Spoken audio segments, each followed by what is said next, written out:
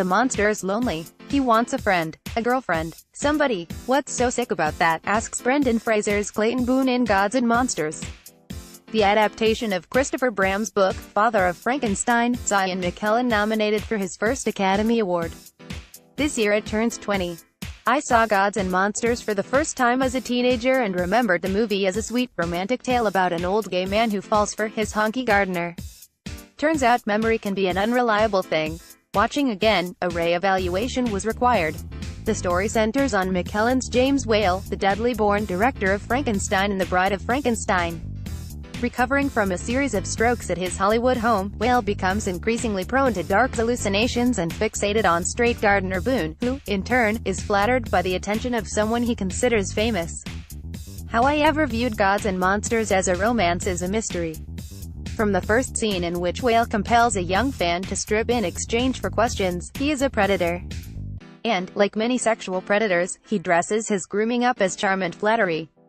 He offers bribes, such as taking Boone to meet Princess Margaret at a party. He coerces Boone into nudity.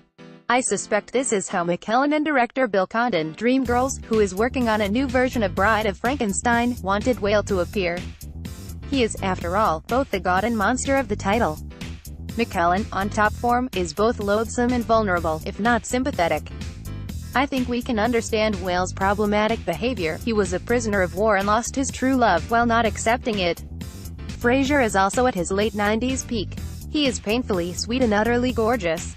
I'm often baffled by how his career nosedived so sharply based on performances such as this one. But what I find most interesting about Gods and Monsters is how it's almost entirely a work of fiction.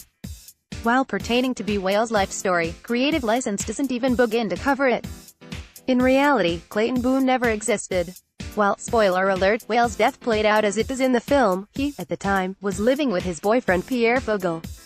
Far from the tragic figure portrayed in the movie, Whale was openly gay in Hollywood, quite remarkable for the era, and was with his partner, David Lewis, for more than 20 years. Hollywood is all too keen on presenting gay stories as brave, heroic tragedies. From Philadelphia to Brokeback Mountain, I worry about the legacy of the dead gay trope.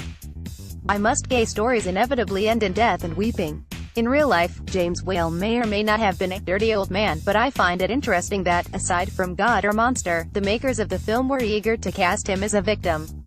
Selected back issues of Attitude are available to download